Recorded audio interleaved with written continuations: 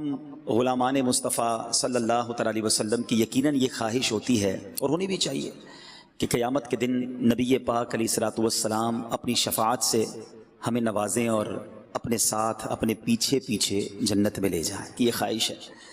درود پاک کی ایک ایسی شاندار فضیلت پر مشتمل حدیث میں آپ کو سنانے جا رہا ہوں، جس میں ایک ایسی بشارت ہے کہ جب سنتے ہیں تو ایمان تازہ ہو جاتا ہے۔ نبی پاک علیہ الصلوۃ والسلام فرماتے ہیں، من صلی علیہ صلاۃ واحدا صلی اللہ علیہ عشرہ۔ نبی پاک فرماتے ہیں جس نے مجھ پر ایک بار درود پاک پڑھا، اللہ قریب اس پر اپنی 10 رحمتیں نازل فرماتا ہے۔ پھر فرمایا ومن صلی علیہ عشرا صلی اللہ علیہ مئۃ، جو مجھ پر 10 بار درود پاک پڑھتا ہے اللہ کریم اس پر اپنی 100 رحمتیں نازل فرماتا ہے۔ پھر فرمایا ومن صلی علیہ مئۃ صلی اللہ علیہ الفا، جو مجھ پر 100 بار درود پاک پڑھے اللہ کریم اس پر 1000 رحمتیں نازل فرماتا ہے۔ تعمیرات کے شعبے سے تعلق رکھنے والے ہیں، آپ کی کیلکولیشن بڑی زبردست ہوتی ہے۔ 1 فٹ کا ریٹ کیا ہوتا ہے، 1 میٹر کا ریٹ کیا ہوتا ہے، تو پھر 10 کا کتنا ہوگا، 100 کا کتنا ہوگا، فوراً پلاٹ کی کیلکولیشن آپ کر لیتے ہیں۔ 1 گز کے اندر اسکوائر فٹ کتنا ہے، تو پھر اسکوائر فٹ پر بلڈنگ کا کتنا جام مٹیریل کتنا لگے گا، سب چیزیں آپ کی فنگر ٹپس پہ ہوتی ہیں۔ آپ ذرا غور کیجئے کہ یہ حدیث کتنی شاندار کیلکولیشن پر مبنی ہے۔ 1 درود پڑھیں 10 رحمتیں، 10 درود پڑھیں 100 رحمتیں، 100 درود پڑھیں 1000 رحمتیں، یعنی اٹ مینز درود پڑھتے جائیں اور رحمتوں کی بارش میں نہاتے چلے جائیں۔ اگر کوئی چاہتا ہے کہ میں صبح و شام اللہ کی رحمت میں رہوں، گھر سے نکلوں حفاظت رہے، کاروبار میں پہنچوں برکت ملے، کسی آفت مصیبت ناگہانی پرابلم سے بچ جاؤں، اگر درود پاک آپ پڑھتے رہیں گے اور رحمت الہی برستی رہے گی، آپ کے پروجیکٹ پر بھی رحمت برسے گی، آپ پر بھی برسے گی، رزق میں بھی برکتیں نازل ہو جائیں گی۔ یہاں تک تو یہ حدیث بڑی کمال کی ہے، بیوٹیفل کیلکولیشن۔ مگر اب جو اگلا پارٹ ہے، جو میں نے شروع میں ایک بات کہی تھی کہ عاشق رسول کی تو یہ خواہش ہے نا کہ آقا اپنے ساتھ جنت میں لے جائیں، آقا کے پیچھے پیچھے ہم جنت میں چلے جائیں۔ مگر سنو نبی پاک نے کیا اعلان فرمایا۔ نبی پاک فرماتے ومن صلی علیہ الفا، جس نے مجھ پر 1000 بار درود پاک پڑھا، زحمت کتفہ کتفی علی باب الجنہ، آقا فرماتے ہیں اس کا کاندھا میرے کاندھے سے جنت کے دروازے پر چھو رہا ہوگا۔ اٹ مینز نبی پاک اپنے ساتھ جنت میں لے جائیں گے، آقا کے ساتھ جنت میں داخلہ ہوگا جو 1000 بار درود پاک پڑھنے والا ہوگا۔ تو اے میرے میٹھے اسلامی بھائیوں، خدارا اپنی عادت بنائیں کہ چلتے پھرتے اٹھتے بیٹھتے درود پاک کی کثرت کرتے رہا کریں۔ اللہ پاک مجھے بھی کثرت سے درود پاک پڑھنے والا بنا دے اور آپ کو بھی یہ سعادت نصیب فرمائے۔ آئیے مل کر محبت کے ساتھ با آواز بلند درود پاک پڑھیں۔ صلو علی الحبیب صلی اللہ تعالی علی محمد صلی اللہ علیہ وسلم۔ ایک بزرگ کا بیان ہے کہ وہ دل میں روزی طلب کرنے کے ارادے سے گھر سے نکلے اور ایک جنگل میں سے گزرے، ایک بیابان دیکھا، سناٹے والی جگہ دیکھی اور وہاں ایک لومڑی کو دیکھا۔ وہ لومڑی بڑی فربا تھی، ترو تازہ تھی، لیکن کمال یہ تھا فریش فیل ہو رہی تھی، تازہ فیل ہو رہی تھی، مگر نہ اس کے ہاتھ پیر تھے اور نہ اس کی آنکھیں تھیں، اندھی بھی تھی۔ تو یہ حیران ہو گئے کہ جب اس کے پیر بھی نہیں ہیں، چل نہیں سکتی، دیکھ نہیں سکتی، تو کھانا کدھر سے آتا ہے؟ بیابان بھی ہے، کوئی جگہ بھی نہیں، کھلانے والا بھی کوئی نہیں۔ تو سوچنے لگے کہ اللہ تبارک و تعالیٰ نے اس کے کھانے پینے کا انتظام کیا کیا ہے، میں ذرا غور سے دیکھتا ہوں۔ اب جناب دل میں سوچ ہی رہے تھے کہ اچانک زمین شق ہوئی، زمین کے اندر سے 2 پیالے برآمد ہوئے، ایک پیالہ دودھ کا اور ایک پیالے میں شہد بھرا ہوا تھا۔ کہا اچھا اللہ نے ایسا انتظام کیا ہے، لیکن یہ پیے گی کیسے؟ دیکھ بھی نہیں سکتی، آگے جا کر اس کو کیسے پیے گی؟ اب یہی سوچ رہے تھے کہ دیکھا کہ قریب پہاڑ سے ایک نہایت خوبصورت بزرگ جو ہے وہ نیچے تشریف لائے اور ان دونوں پیالوں کو اٹھایا اور لومڑی کے پاس لے گئے اور جا کے لومڑی کو پلا دیا۔ جب وہ نورانی بزرگ واپس جانے لگے تو یہ جو بزرگ تھے جو روزی کی تلاش میں نکلے تھے، انہوں نے پکڑ لیا۔ کہا حضرت یہ بتائیں آپ ہیں کون؟ یہ کون سی ڈیوٹی ہے آپ کی کہ آپ اتنا دور سے آئے اور اس لومڑی کو یہ 2 پیالے پلائے آپ نے؟ تو وہ جو بزرگ تھے نورانی چہرے والے کہتے میں ایک فرشتہ ہوں اور اللہ کریم نے میری یہ ڈیوٹی لگائی ہے، یہ خدمت میرے سپرد کی ہے کہ روز صبح و شام یہاں آؤں اور اس لومڑی کو پیٹ بھر کر غذا کھلاؤں۔ ایک لومڑی کو غذا پہنچانے کا انتظام یہ تھا۔ اچھا اب وہ بزرگ سوچنے لگے کہ جب اللہ پاک لومڑی کو اتنا زبردست انتظام دے سکتا ہے تو مجھے کیا ضرورت ہے پھر روزی کمانے کی؟ میں بھی اللہ اللہ کرتا ہوں، میں بھی عبادت کرتا ہوں، پھر کاروبار اور نوکری اور اتنی محنت کرنے کی کیا ضرورت ہے؟ انہوں نے جناب ایک کنارہ پکڑا، ایک چشمے کے کنارے چلے گئے اور نماز اور روزے میں مشغول ہو گئے، دن رات عبادت نان اسٹاپ۔ 7 دن گزر گئے۔ آفٹر 7 days کوئی رزق نہیں پہنچا، کوئی کھانا لے کر نہیں آیا، بالکل نڈھال ہو گئے، نیئر ٹو انکانشیسنس، بے ہوشی کے قریب پہنچ گئے۔ اب جناب انہوں نے دعا کی کہ اے اللہ اپنی رحمت سے مجھے بھی کوئی لقمہ غذا عنایت فرما دے، 7 دن ہونے کو آئے، مجھے اب بھوک برداشت کرنے کی طاقت نہیں ہے، یا پھر میری روح قبض فرما لے۔ اب اللہ تبارک و تعالیٰ کی طرف سے جواب ملا کہ اے میرے بندے اپنے ہاتھ پیر کو حرکت دے اور روزی طلب کر، میں تجھے تیرا رزق عطا کروں گا، خود بھی کھا اور محتاجوں کو بھی کھلا۔ اگر اس حالت میں اس پہاڑ پر 70 برس تک بھی بیٹھا رہا تو میں تجھے غذا کا ایک دانہ بھی نہیں دوں گا۔ اس وقت ان بزرگ کی آنکھیں کھلی اور پہاڑ سے اتر کر تلاش معاش میں مصروف ہو گئے، جو کچھ کماتے آدھا خود کھاتے، آدھا غریبوں کو کھلاتے، محتاجوں کو کھلاتے۔ اے میرے میٹھے اسلامی بھائیو، اس واقعے سے ہمیں سبق کیا ملتا ہے؟ 2 باتیں ملتی ہیں کہ اللہ پاک نے سب کی روزی کا انتظام لکھ رکھا ہے، سب کا انتظام موجود ہے، سب تک روزی پہنچتی ہے، اور انسانوں کے لیے ضروری کیا ٹھہرا کہ وہ کوشش بھی کریں، توکل ضرور کرنا ہے، مگر توکل اس چیز کا نام نہیں ہے کہ بندہ ہاتھ پہ ہاتھ رکھ کے بیٹھ جائے کہ جناب گھر پہ روزی روزہ ہر مہینے آ جائے گی۔ اسباب بھی تو اللہ کریم نہیں بنائے نا، سبحان اللہ۔ حضرت انس بن مالک فرماتے ہیں کہ ایک بار نبی پاک علیہ الصلوۃ والسلام کی خدمت میں حاضر ہوا تو میں نے عرض کی یا رسول اللہ صلی اللہ تعالی علیہ وسلم، میرے ساتھ ایک اونٹ ہے، میں اسے باندھ کر اللہ پر توکل کروں یا یوں ہی چھوڑ دوں؟ تو ارشاد فرمایا پہلے اس کو باندھ لو پھر توکل کرو۔ تو یہ ہے توکل۔ ایکچولی آج میں نے اور آپ نے اس مختصر سی سٹنگ میں یہ سمجھنا ہے کہ توکل کہتے کس کو ہے، what is the meaning of توکل۔ باتیں تو ہم بہت کرتے ہیں کہ بھائی میرا بڑا توکل ہے اللہ پر، توکل کیا ہے؟ توکل کے بارے میں سیدی اعلیٰ حضرت امام اہل سنت فتاوی رضویہ میں لکھتے ہیں توکل ترک اسباب کا نام نہیں ہے کہ بندہ سارے اسباب ہی چھوڑ دے، بلکہ اعتماد علی الاسباب کا ترک ہے۔ تھوڑا سا فرق ہے اس میں۔ مثال کے طور پہ کوئی بندہ یہ کہے کہ جناب پیسے ہوں گے نا تبھی سارے کام ہوں گے، میری دکان کی حفاظت اس لیے ہوتی ہے کہ میں نے بڑا زبردست تالا لگایا ہوا ہے، میں نے 2 گارڈ بھی بٹھائے ہوئے ہیں، میں نے جناب اپنی آفس یا اپنی فیکٹری پہ آگ بجھانے کے آلے ایسے لگا دیے ہیں کہ اب آگ بگاڑ نہیں سکتی کچھ۔ یہ کیا ہوا؟ یہ یقین یہ ہو گیا کہ یہ اسباب کی وجہ سے ہو رہا ہے، پیسے ہیں تو ہو رہا ہے، تالے ہیں تو حفاظت ہو رہی ہے۔ نہیں، تالے لگانے ہیں، آگ بجھانے کا انتظام بھی کرنا ہے، روزی بھی کمانی ہے، مگر اللہ چاہے گا تو حفاظت ہوگی، اللہ کریم نے چاہا تو یہ مسئلہ حل ہوگا۔ اس کو لاجیکلی سمجھ لیتے ہیں۔ آج کل کرونا وائرس نے تو سب کو بہت کچھ سمجھا دیا ہے۔ ایک ایسا جراثیم یا ایک ایسا جناب کیا کہیں اس کو وائرس جو نظر نہیں آتا مگر ساری دنیا کو لاک ڈاؤن کر دیا ہے۔ پچھلے دنوں مجھے ایک کال آئی UAE سے، ہمارے جاننے والے تھے، ان کے چچا کو کرونا ہو گیا۔ انہوں نے کہا کہ عبدالحبیب بھائی کوئی بھی ہاسپٹل، اس وقت کراچی کی پوزیشن بڑی ڈیزاسٹر تھی اور ہاسپٹل فل تھے، کوئی بھی ہاسپٹل ہو آپ کسی طرح ان کے لیے انتظام کر دیں۔ میں ان کو جانتا ہوں، وہ 1-2 کروڑ روپے بھی خرچ کر سکتے تھے، ان کے لیے پیسہ کوئی چیز نہیں تھا، مگر بے بسی نظر آ رہی تھی، اور اگلے 2-3 دنوں میں ان کا انتقال ہو گیا۔ اللہ پاک ان کی مغفرت فرمائے، درجات بلند فرمائے۔ ہمیں یقیناً ان سب سے ہمدردی ہے مسلمانوں سے جو کرونا کی وجہ سے دنیا سے گئے یا کسی اور بیماری کی وجہ سے گئے، مگر یہ سمجھ تو آ رہی ہے نا کہ میں کچھ نہیں ہوں، اسباب کچھ نہیں ہیں، کوئی تو ہے جو نظام ہستی چلا رہا ہے۔ میرے پاس اپنی کچھ بھی ساری چیزیں جمع ہو جائیں، اگر رب نے نہیں چاہنا تو کچھ نہیں ہو سکتا۔ سارے پیسے آپ کے پاس ہوں، دنیا کا بیسٹ ڈاکٹر آپ ہائر کر لیں، دنیا کا بیسٹ ہاسپٹل آپ اپنے لیے چوز کر لیں، اگر اللہ نے شفا نہیں دینی تو شفا نہیں ملنی۔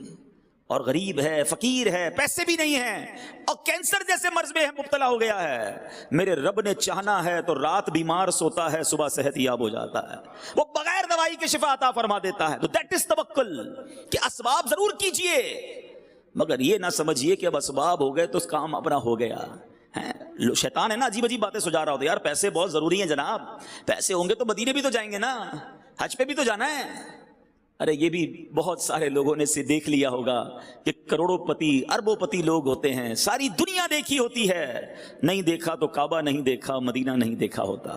اور آپ نے بھی دیکھے، میں نے بھی دیکھے، ایسے ایسے غریب جن کے پاس اپنا گھر نہیں ہے، آقا نے بلایا تو کتنی بار مدینہ دیکھ لیا، کہاں کا منصب، کہاں کی دولت قسم خدا کی ہے یہ حقیقت کہ جنہیں بلایا ہے مصطفیٰ نے وہی مدینے کو جا رہے ہیں۔ توکل بہت ضروری ہے، اللہ پر بھروسہ، سبحان اللہ۔ اب اس کے فضائل اتنے ہیں کہ جو بندہ اللہ پہ بھروسہ کرتا ہے، اس کے فضائل قرآن و حدیث میں کیسے بیان ہوئے۔ اللہ کے پیارے کلام قرآن مجید فرقان حمید کا پارہ نمبر ہے 4، سورہ آل عمران آیت نمبر 159 میں اللہ کریم ارشاد فرماتا ہے، بسم اللہ الرحمن الرحیم، فَإِذَا عَزَمْتَ فَتَوَكَّلْ عَلَى اللَّهِ إِنَّ اللَّهَ يُحِبُّ الْمُتَوَكِّلِينَ۔ اور جو کسی بات کا پکا ارادہ کر لو تو اللہ پر بھروسہ کرو، بے شک توکل کرنے والے اللہ کو پیارے ہیں۔ جو بھروسہ کرتے نا اللہ پر، پرابلم پتہ ہے کیا ہو گیا ہے؟ آج کے اس مادی دور میں ہمیں بہت ساری چیزوں پر بھروسہ ہے، ہمیں سب پر بھروسہ ہے، کہتے نہیں مگر حال یہ ہے کہ رب پر بھروسہ نہیں ہے۔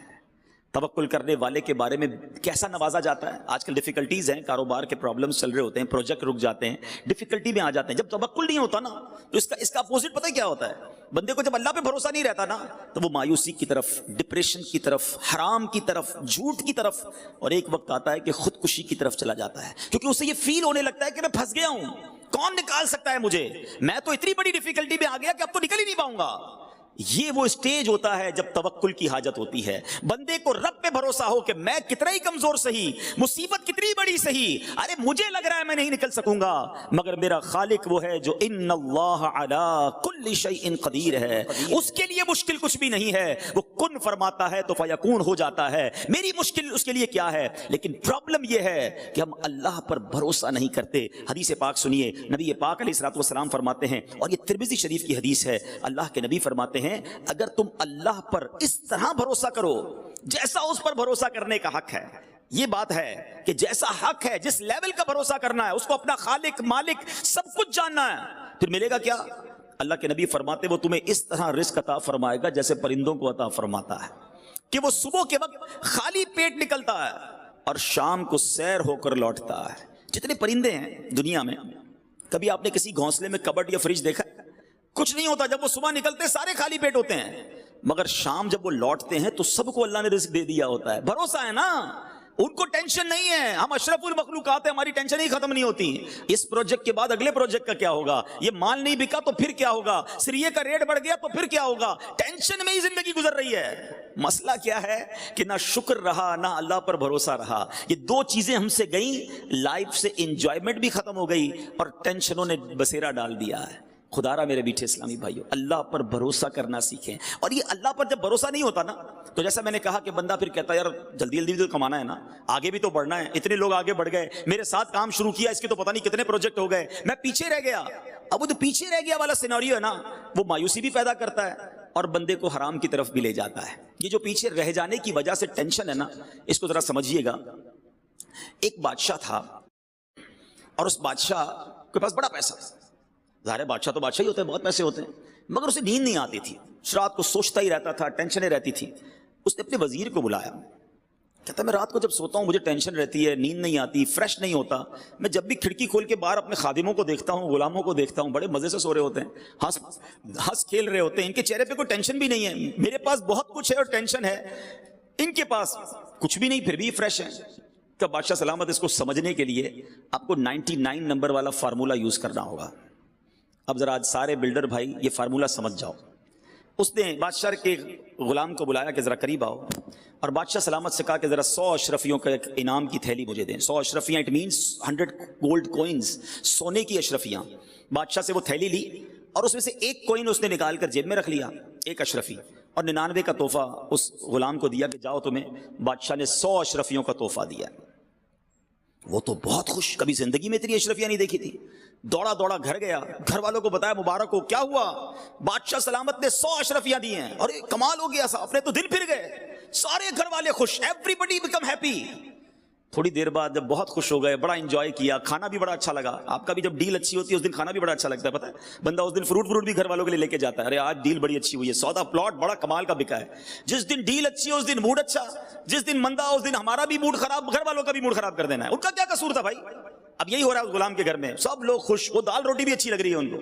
بعد میں بچوں نے کہا ابا جان کبھی اشرفیاں دیکھی نہیں ہیں، دکھائیں تو صحیح، ہم بھی تو دیکھیں کیسی ہیں وہ اشرفیاں. باپ نے کہا چلو کھولتے ہیں. کھولی تو وہ پورا ڈھیر لگ گیا. اچھا ابو ہم گن لیں؟ کہا چلو گنو. بچوں کو خوشی ہوتی ہے. بچوں نے گنا تو کہا ابو یہ تو 99 ہیں، 100 نہیں ہے. ارے تم کو گننا نہیں آتا، دوبارہ گنو. دوبارہ گنی 99. ابو پھر 99 ہیں. ہٹ آٹو میں گنتا ہوں. اب اس غلام نے، اس کی بیوی نے گنی، پھر 99. ایک کدھر گئی؟ بادشاہ سلامت کے دربار سے تو پوری ملی ہوں گی. اب بیوی کہتی ہے تم سے سنبھلتی نہیں کوئی چیز. اتنی بڑا تحفہ ملا تو یہ تھیلی نہیں سنبھال سکے. اتنی قیمتی ایک اشرفی کی قیمت پتہ ہے تمہیں؟ کبھی زندگی میں دیکھی تھی؟ وہی گرا کے آ گئے. اور بیٹی کہتی نہیں امی ابو یہیں کسی دراز کے نیچے، کبٹ کے نیچے گر گئی ہوگی. اب جناب اس گھر کی کرسیاں اٹھیں، درازیں اٹھیں، پلنگ اٹھی، ہنگامہ. ساری رات اشرفی ڈھونڈتے رہے ہیں اور لڑائی ہوتی رہی. تم نے کھو دی، شرمندہ کرتے رہے، ڈانٹتے رہے شوہر کو. صبح وہ غلام جب واپس بادشاہ کے دربار میں گیا تو آنکھیں سوجی ہوئی، لال. جو روز بڑی پکی نیند سوتا تھا وہ بادشاہ کے دربار میں آیا. وزیر نے بلایا، ادھر آؤ تمہاری آنکھوں کو کیا ہوا؟ بادشاہ بھی بیٹھا. کہ ہوا یہ صاحب کہ وہ رات اشرفیاں تو لے کر گیا، ساری رات گھر میں لڑائی ہوتی رہی، اشرفی ایک کھو گئی ہے. وزیر نے وہ جیب سے اشرفی نکالی، اس غلام کو دی کہ یہ میرے پاس تھی، معاف کر دینا، لے جاؤ. وہ تو چلا گیا. اب اس وزیر نے بادشاہ کو معاملہ سمجھایا. بیسیکلی یہ ہم سب کے لیے درس ہے. اس نے کہا بادشاہ سلامت مسئلہ یہ ہے کہ آپ کے پاس بہت کچھ ہے، مگر جو ایک نہیں ہے نا آپ اس کی ٹینشن میں زندگی گزار رہے ہیں. ہم جتنے یہاں بیٹھے ہیں نا، ہم سب کے پاس لاکھوں نعمتیں ہیں، مگر اس کا شکر نہیں ہے، اس کی انجوائمنٹ نہیں ہے، اس کا اللہ کی بارگاہ میں کوئی جس کو کہے گریٹیٹیوڈ نہیں ہے کہ مالک تیری مہربانی تو نے اتنا کچھ دیا. سارے ٹینشن میں اس بات کے جو ایک اشرفی نہیں ہے. اس ایک اشرفی نہ ہونے کی وجہ سے ہمارے موڈ آف ہے، ہمارے سر پر ٹینشن ہے. کوئی شوگر کا مریض، کوئی بلڈ پریشر کا مریض، وہ کہتا ہے یار آگے کب بڑھوں گا. ارے جو دیا اس پر شکر کب کرو گے؟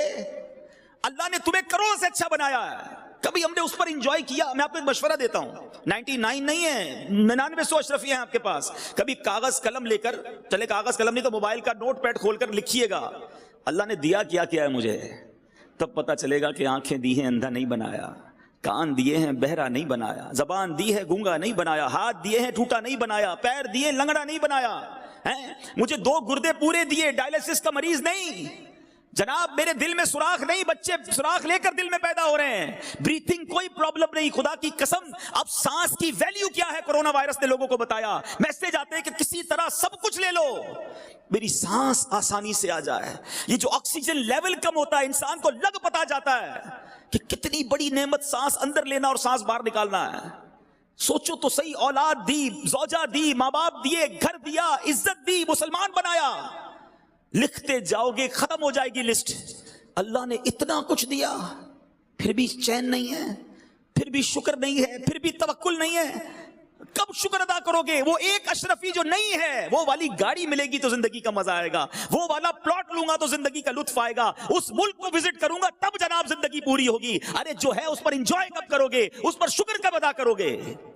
خدا را اللہ پر بھروسہ کرنا سیکھو اور اللہ سے محبت کرنا سیکھو. اور رب سے محبت کا تقاضا یہ ہے کہ جو دیا ہے اس کا شکر تو ادا کرو نا. اور وہ کریم کیسا ہے؟ خود قرآن میں وعدہ فرماتا ہے لَإِن شَكَرْتُمْ لَأَزِيدَنَّكُمْ، تم میرا شکر ادا کرو میں تمہیں اور عطا کروں گا. آپ شکر کریں وہ اور دے رہا ہے، نا شکری کر رہے ہیں اس لیے بڑھ بھی نہیں رہا اور اس میں پرابلمز بھی آ رہی ہیں. تو اے میرے بیٹھے اسلامی بھائیوں، جو کچھ اللہ نے آپ کو دیا ہے نا، پرابلم یہی ہے کہ ہم دوسروں کو دیکھ کر اپنی نعمتوں کو کم سمجھتے ہیں. آپ اپنے سے پیچھے والوں کو دیکھو نا، کتنی بڑی بڑی پریشانیاں ہیں. یہ جو آکسیجن ہے نا، آپ نے پڑھا ہوگا، میں نے بھی ایک پوسٹ پڑھی تھی، عرب شریف میں ایک بندے کو سانس کا پرابلم ہوا، ہاسپٹل میں داخل ہوا. 12 دن کے بعد جب اس کو ہاسپٹل سے رہائی ملی تو 1000 کے قریب درہم کا اس کو بل بنا کے، 1000 ریال کا بل بنایا. تو اس نے کہا کیوں، کس چیز کا بل ہے؟ کہ 12 دن آپ نے آکسیجن لی ہمارے ہاسپٹل میں، آپ کو 1000 ریال پے کرنے. وہ بندہ رونے لگا. 72 ایئرز ایج تھی، بہت مالدار تھا. ہاسپٹل والے ڈر گئے، کہتے اگر بل زیادہ لگا تو ہم کم کر دیتے، روئیں تو نا. کہتے میں اس لیے نہیں رو رہا، میرے پاس پیسے بہت ہیں. تم نے 12 دن آکسیجن لگائی اور 1000 ریال بل بنا دیا ہے. میں 72 سال سے آکسیجن فری اللہ کی طرف سے استعمال کر رہا ہوں. کتنا بڑا مقروض ہو گیا میں اللہ کی بارگاہ میں. شکر ادا کیا کبھی؟ کیا کہتے ہیں آکسیمیٹر آج کل لوگ لگا رہے ہیں نا کہ یار آکسیجن پوری آ رہی ہے کہ نہیں آ رہی ہے. یہ کبھی سوچا تھا کہ مجھے اور آپ کو یہ چیک کرنا پڑے گا؟ ساری زندگی آکسیجن لیتے رہے، یوز کرتے رہے. اللہ کا شکر کب ادا کیا؟ اور جب تک یہ اللہ سے محبت والا معاملہ ڈسٹرب ہو جاتا ہے نا، جب یہ ڈسٹرب ہوتا ہے، توکل ڈسٹرب ہوتا ہے، تو پھر کیا ہوتا ہے کہ پھر بندہ حرام کی طرف چلا جاتا ہے. اللہ پر بھروسہ تو رہا نہیں، کدھر سے بھی آتا ہے پکڑ لو، اور اس حرام کی روزی کی وجہ سے پھر انسان بربادی کی طرف جاتا ہے. عاشق اکبر ہیں، افضل البشر بعد الانبیاء بالتحقیق، تمام انبیاء اور رسل کے بعد کائنات کی سب سے افضل ہستی ہیں. غلام نے دودھ پیش کیا، آپ نے دودھ پیا. غلام نے عرض کی حضور میں جب بھی آپ کے سامنے کوئی چیز لاتا تھا آپ ہمیشہ پوچھتے تھے کدھر سے لائے ہو، آج پوچھا نہیں آپ نے. فرمایا جلدی بتاؤ کہاں سے لائے ہو.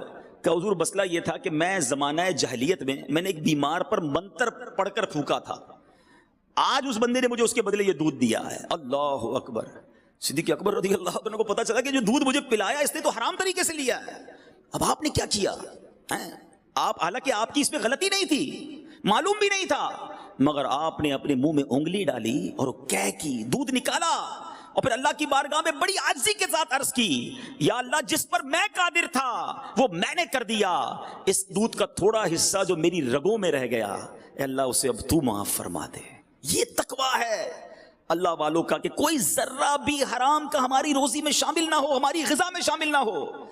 اے میرے بلڈر بھائیوں، تعمیرات کرنے والوں، آپ کو اللہ پاک نے بڑا مرتبہ دیا ہے. اگر سچے طریقے سے آپ کام کریں تو یہ کوئی چھوٹا کام نہیں ہے. سنو، ایک بار نبی پاک علیہ الصلوۃ والسلام کی بارگاہ میں کچھ لوگ حاضر تھے. ایک شخص نے عرض کی یا رسول اللہ صلی اللہ تعالی علیہ وسلم میں سلائی کا کام کرتا ہوں.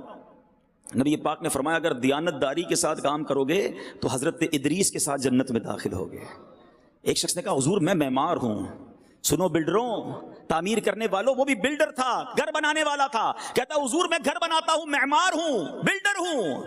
نبی پاک نے فرمایا اگر تو نے صحیح طریقے سے ایمانداری سے کام کیا نا تو حضرت ابراہیم علیہ السلام کے ساتھ جنت میں داخل ہوگا. حضرت ابراہیم نے کعبے کی تعمیر کی تھی نا. اے گھر بنانے والوں، عمارتیں بنانے والوں، سچ بولنا، دھوکہ نہ دینا، اسی کاروبار سے انشاءاللہ جنت میں پہنچ جاؤ گے. اللہ کے حبیب نے فرمایا اگر ایمانداری سے کام کرو گے تو حضرت ابراہیم کے ساتھ جنت میں داخل ہوگے. آگے سنو، تجارت کرنے والے بیٹھے ہیں، بزنس کمیونٹی کے لوگ یہاں بیٹھے ہیں اور مجھے مدنی چینل پر بعد میں سنیں گے. اللہ کے حبیب علیہ الصلوۃ والسلام سے ایک شخص نے عرض کی حضور میں تجارت کرتا ہوں، بزنس مین ہوں. نبی پاک علیہ الصلوۃ والسلام نے فرمایا اگر تو نے ایمانداری سے کام کیا تو میرے ساتھ جنت میں داخل ہوگا.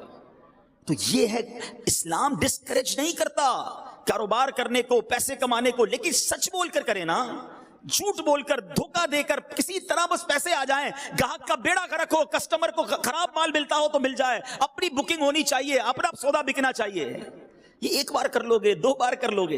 اچھا بزرگ اور جو سینئر لوگ بیٹھے میری بات کو سیکنڈ کریں گے کہ جو سچ بولتا ہے، پراپر چیز دیتا ہے. میں ایسے بلڈروں کو بھی جانتا ہوں بتاتے کم ہے دیتے زیادہ ہیں. پہلے بتائیں گے یہ چیزیں ہوں گی، اس سے اچھی لگا کر دیں گے. ان کا کاروبار کم نہیں ہوتا، ان کو لوگ پہلے سے بکنگ کروا رہے ہوتے ہیں. سچ کو آنچ نہیں ہے. آپ ایک بار گاہک کا نقصان کر لیں گے، آپ ایک بار دھوکہ دے دیں گے، لیکن جو سچا سودا بیچتا ہے، کھرا سودا بیچتا ہے، تھوڑا نفع رکھتا ہے، گاہک کو جناب سپورٹ کرتا ہے، اس کی جناب پروجیکٹس میں لائن لگی ہوئی، اس کا نام بن جاتا ہے، اس کا برانڈ بن جاتا ہے. اٹ مینز کہ جب سچے کو دنیا میں اتنا فائدہ ہو رہا ہے تو انشاءاللہ جنت میں بھی وہ جائے گا، اس کو وہاں بھی فائدے ملیں گے. ایک اور حدیث پاک ہے نا، نبی پاک علیہ الصلوۃ والسلام فرماتے ہیں سچا امانت دار تاجر قیامت کے دن صدیقین، شہداء اور صالحین کے ساتھ اٹھایا جائے گا، انبیاء کے ساتھ اٹھایا جائے گا. حدیث پاک کا مضمون تو یہ کیا ہے؟ کسی مفتی صاحب کے فضائل تو میں بیان نہیں کر رہا، لیکن سچ بولنا ہے، دھوکہ نہیں دینا ہے، اللہ پر بھروسہ رکھو. آپ سچ، آپ کو شیطان کیا خیال دلوائے گا؟ یار اب مارکیٹ میں ایسا دور ہی نہیں رہا، میں سچ بولوں گا میرا سودا ہی نہیں بکنا ہے. سارے جناب بتاتے کچھ ہیں، دیتے کچھ ہیں، کیٹلاگ کسی اور طرح کا ہوتا ہے، سودا کچھ اور ہوتا ہے. نہیں جناب، یہ کرنا پڑتا ہے. آپ پھر توکل کدھر گیا؟ وہی تو میرا بیان ہے نا. بھروسہ کدھر گیا؟ ایمان کدھر گیا؟ کہ سب غلط کر رہے ہیں تو میں بھی غلط کروں گا تو ہی میرا مال بکے گا؟ نہیں. ایک بات آج ذہن میں بٹھا لیجئے، جو میرے نصیب میں ہے وہ مجھ سے کوئی چھین نہیں سکتا، اور جو میرے نصیب میں نہیں وہ مجھے کچھ دے نہیں سکتا. تو جو آپ کے مقدر میں نا وہ آپ کے گھر تک پہنچے گا. آپ صبر تو کریں، سچ بولیں، دھوکہ نہ دیں، حلال کا ذہن رکھیں. اور سبحان اللہ، حلال روزی کدھر پہنچاتی ہے انسان کو. حضرت سعد بن ابی وقاص رضی اللہ تعالیٰ عنہ نے ایک بار نبی پاک سے ایک سوال کیا. سوال سنیے گا، شاید یہ آپ سب کے دل کا سوال ہوگا. عرض کرتے ہیں حضور میں مستجاب الدعوات بننا چاہتا ہوں. What is the meaning of مستجاب الدعوات؟ مستجاب الدعوات وہ ہوتا ہے کہ جو دعا کرے وہ دعا قبول ہو جائے. آپ سارے بھی بننا چاہتے ہیں نا.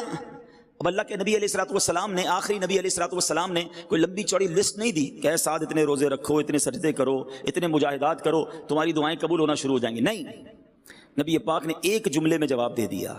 فرمایا اے سعد، اپنی غذا پاکیزہ کر لو تو مستجاب الدعوات بن جاؤ گے. That's it. روزی سچی، غذا پکی، حلال. اللہ کے بندے کس طرح اللہ پر بھروسہ کرتے اور اپنے بچوں کو بھی توکل سکھاتے تھے. آج تو ہم نے اپنے بچوں کی بھی ٹریننگ کی، بیٹا دیکھ پیسہ ہوگا تو کامیاب ہوگا، دنیا میں پیسے کے علاوہ کچھ نہیں ہے. جب آپ اپنے بچوں کو، اپنے جونیئرز کو یہ ٹرین کرتے ہیں نا تو خود غرضی پیدا ہو جاتی ہے. آج کوئی کسی کو قرضہ نہیں دیتا، قرضے پہ بھی سود لینا ہے. یار پیسے پہ پیسہ ملے گا تو دوں گا، کیونکہ رحم دلی ختم ہو گئی نا. مائنڈ سیٹ یہ بن گیا کہ پیسہ ہی ہوگا تو سب کچھ ہوگا. پہلے تو یہ ذہن سے نکال دو، اگر پیسے سے ہی خوشیاں ملتی ہوتی تو کوئی امیر پھر غم زدہ نہ ہوتا، کسی امیر کو کوئی ٹینشن ہی نہ ہوتی. ہم تو دعوت اسلامی کا شعبہ یہی رکھتے ہیں، بزنس کمیونٹی اور پرسنالٹی سے ملتے ہیں. یقین کریں آپ بھی یہاں بیٹھے ہیں، آپ کو بھی تجربہ ہوگا.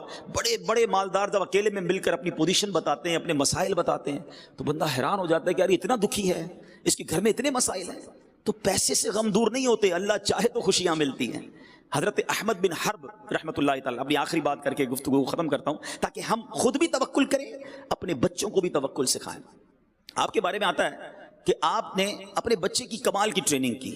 بچے کو کہا جب بھوک لگے، گھر میں ایک بڑا سا یوں سمجھے کہ کھڑکی تھی، تو آپ نے بچے سے یہ کہا کہ بیٹا جب تمہیں کھانا کھانا ہونا تو اس کھڑکی کے پاس جا کر اللہ سے دعا کرنا کہ یا اللہ مجھے کھانا دے دے، یا اللہ مجھے روزی دے دے. تمہیں کھانا اس کھڑکی سے مل جایا کرے گا. اور اپنی زوجہ سے کہا کہ جب کھانے کا وقت ہو تو کھڑکی پہ پیچھے سے کھانا رکھ دینا. بیٹا روز جاتا، کھانے کا وقت ہوتا کہ یا اللہ مجھے کھانا دے دے. بیوی ان کی والدہ جو تھی وہ پیچھے سے تھالی رکھ دیتی، وہ کھانا اٹھاتا. اس کو بچپن سے یہ فیل کروایا جا رہا تھا کہ روزی دینے والی ذات رب کائنات کی ہے. وہ بیٹا یہی کرتا رہا. ایک دن ان کی بیٹی، ان کی جو زوجہ تھی، وہ گھبرائے ہوئے حضرت احمد بن حرب کے پاس آئی کہ آج تو کمال ہو گیا. کیا ہوا؟ کب آج کھانے کا ٹائم ہوا میں لیٹ ہو گئی. جب میں دوڑی وہاں گئی تو دیکھا بچہ خود ہی کھانا کھا رہا ہے. میں نے کہا بیٹا یہ کھانا کہاں سے آیا؟ کہا روز اللہ بھیجتا ہے، آج بھی اللہ کی طرف سے آیا. تو حضور یہ بتائیں آج کا کھانا کدھر سے آیا؟ تو حضرت احمد بن حرب کہتے ہیں مجھے اسی دن کا انتظار تھا. اب تم نے کھانا نہیں رکھنا، اب اللہ کریم اسے اپنے غیب کے خزانوں سے عطا فرمائے گا. جب لیول آف توکل یہ ہوتا ہے نا تو غیب کے در کھلتے ہیں، رزق کے دروازے کھلتے ہیں. اللہ کریم نے قرآن میں وعدہ فرمایا ہے جو اللہ سے ڈرے اللہ اس کے لیے نجات کا راستہ نکالے گا اور اسے وہاں سے روزی دے گا جہاں اس کا گمان بھی نہیں جائے گا. جو اللہ پر بھروسہ کرے اللہ اس کے لیے کافی ہے. تو آج میں اپنے بلڈر بھائیوں سے یہی گزارش کروں گا کہ اپنی روزی کو حلال کرنا ہے، کبھی کسی کو دھوکہ نہ دیں. میں یہ بھی چاہوں گا، بلڈنگ کے اور تعمیرات کے معاملات کے مسائل بھی بڑے پیچیدہ ہیں، بڑے ٹپیکل ہیں. آپ اپنے اس پورے بزنس کو الحمدللہ دعوت اسلامی آپ کو آفر کرتی ہے کہ دارالفتہ اہل سنت سے رابطہ کیجیے اور چیک کروائیے. بعض اوقات ڈیل کرنے میں، سودا کرنے میں، بالخصوص بلڈر کو اپنی زکوٰۃ کیسے ادا کرنی ہے ایک بہت بڑا مارکت الارا مسئلہ ہے. اتنا بڑا پروجیکٹ بن رہا ہے، کس رقم پر زکوٰۃ نکالنی ہے، 5 سال میں پیسے آنے ہیں، تو اب کیا 5 سال کی زکوٰۃ ابھی نکلے گی یا بعد میں نکلے گی؟ ساری چیزیں کبھی آپ کو فکر مند کیا کسی نے؟ ٹیکس کب ہوگا اس کے ٹینشن تو ہے کہ یار اتنا بڑا پروجیکٹ لوں گا، اس کی وائٹ منی کتنی ہوگی، ٹیکس کتنا دینا پڑے گا. کبھی یہ سوچا کہ زکوٰۃ کتنی دینی پڑے گی، اس کے لیے کس مفتی صاحب سے آپ نے رابطہ کیا؟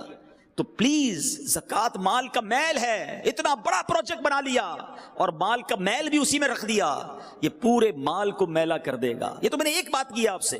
اور پھر ایسی بہت ساری چیزیں ہوتی ہیں جو کلیئر نہیں ہوتی.